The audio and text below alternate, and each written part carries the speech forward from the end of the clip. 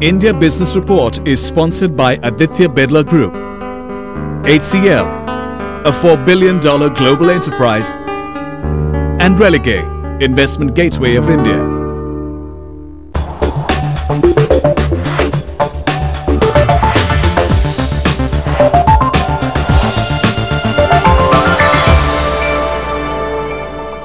Welcome to India Business Report, the show that brings you all the details of the major developments in Indian business in the coming week. I'm Karishma Vaswani in Mumbai. Here's what's coming up in this week's program. Asia's biggest slum goes on sale, and Mumbai could get a facelift. But will these people let go of their land? Property companies line up for the bid. We look at what they have planned.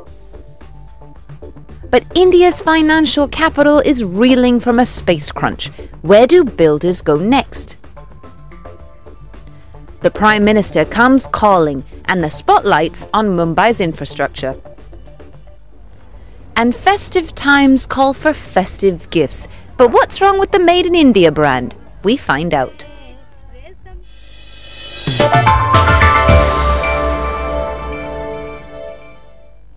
This week our focus is Mumbai, India's commercial capital, and its ambitions to turn itself into the country's Shanghai. Now, part of those plans include transforming Dharavi, Asia's largest slum, into the modern, new, glossy face of Mumbai. The project has already attracted a great deal of interest from overseas investors, and this week Dharavi goes up for sale. But the project has also been mired in controversy, with hundreds of thousands of slum dwellers here saying they're not leaving. Waging a war for survival, these slum dwellers in Dharavi are ready for a fight. Hundreds of them gathered here this evening to protest against the development of their homes. Raju Kode is their leader. He says he's not against development, but it should be on the slum dwellers' terms. The government hasn't approached us. We won't let them come here and raise our homes to the ground without our permission. They want to come here without consulting us. We will break their legs first. And this is what the slum dwellers are fighting for. The right to live in the place they've called their home for generations. Dharavi, Asia's biggest slum. But now change is on its way here. Developers want to transform this sprawling slum into a glossy, shining symbol of New India. As of today, it's only a ghetto suburb, only a slum suburb. And instead of that, we are saying no, it should be where people must not feel they're living in slums. They must feel like normal human beings living like everywhere else in all the other suburbs of Mumbai, and they should have better quality of life. The government has deeply assessed this and provided them with an opportunity to have a better quality of life. But Dharavi isn't just a charity case. There's a shortage of office space in Mumbai. Property prices here are on par with Manhattan's as a result. And Dharavi could be the solution. Dharavi is sitting right in the middle of Bombay, right? If you take the western part of Bombay and if you take the central part of Bombay, this is the hub. Everything else is a spoke.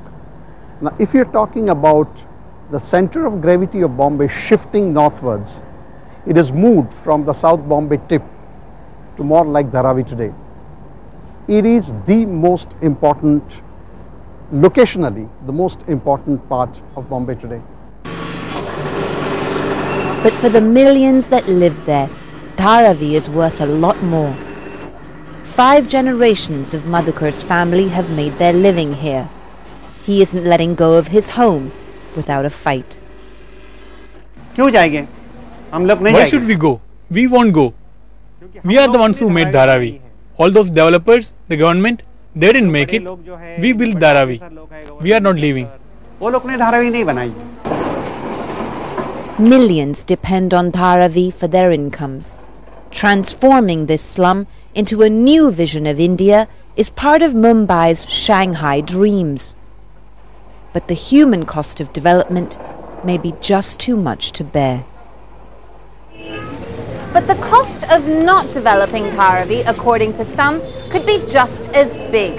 Mumbai is suffering from a space crunch, and every day a new building pops up to try and solve this crisis. But there's just no more room to build. How long can this construction boom last? Supriya Menon now reports. Another pillar being readied to prop up Mumbai's booming real estate market. The city's been riding a realty high for the last 4 years. Construction sites are everywhere and new homes, malls and offices are being added to Mumbai's landscape every day. Like this posh residential complex that's coming up in the suburbs, which is going to add 1,200 more homes to the area. People have become prosperous. The salary level have gone up substantially. People are making good money. And whenever there is a prosperity, the first impact comes onto the housing. And everyone would like to upgrade or live in a better house. But affordability is still relative. Even after owning a chain of popular restaurants across the city, Kishore Frederick has been forced to move further into the suburbs due to steep property prices. He, along with a group of several other restaurateurs, has rented space far away from the premium South Mumbai area, a hub for most businesses. The reason why we can't move to the city right now is because the kind of prices the real estate have to offer is huge. We can't even afford it. The only other way we could expand was to come further down towards the suburb and go towards the north and further parts of Bombay. In fact, prices have risen by over 25% every year for the last 4 years, making it difficult for most people to own property. But strangely, the party still continues. Bombay is a landlocked city. If you were to look at it, there is no land that is coming up here. If the demand is so high compared to what the supply is, and the demand is far outstripping the supply, what it's going to do to the prices is just that it's escalating. So the demand at whatever price is coming up in the city of Bombay, and hence fueling the growth in the prices. By opening up these salt pan lands, the government hopes to set that crucial demand-supply equation right. If it succeeds, then nearly 5,500 acres of land would be freed up for development. But environmentalists are opposed to the move, as they say vacant spaces are important for the city. As India grows richer and more urbanized, the need for houses and offices is bound to go up. So industry experts predict that the boom is likely to continue. They also forecast that India's property industry is likely to grow up to $100 billion in the year 2015 from just $12 billion in 2005. But there are fears of the sun slowly setting in over this thriving market. For now though, as the ball rolls, these doubt clouds don't seem to matter. Supriya Menon there reporting on Mumbai's space crunch. Now, the lack of available space in the city means that property developers here are always on the prowl for new prospects. Take Hiranandani Gardens here in Mumbai, for example. 20 years ago, this was just a quarry. Now, it's home to fancy new apartments, mini-marts and even a go-karting range. The man behind this project is also interested in bidding for Dharavi. I asked him what his plans are to rebuild Asia's biggest slum. I think it's a great opportunity to make a change in Mumbai of something which has been so shameful by saying this is the Asia's largest slum. And I'm waiting to see that it would become Asia's greatest location once it is redeveloped. So are you planning to turn Dharavi then into a version of what you have here, a mini township full of all the facilities that people could want? There's a major difference between Powai and Dharavi. You have to understand that when I came to Powai, it was just a quarry land. So there were no human beings. There was no established people living over there. Dharavi is full of life today. You have people doing business, people doing trading, people living there. They have their businesses over there, they have their lives there, they have their education there, they have their medical, issues sorted out. So I think it's a different cup of tea completely. But the opportunity is there nevertheless to make the change into what Powai is today, yes. But we've spoken to some of the people in Dharavi, and many of them say that they're not leaving to make room for this development. Does this kind of controversy put you off the project? No. Every time you touch people, there is resistance. It's natural, it's normal, it's expected.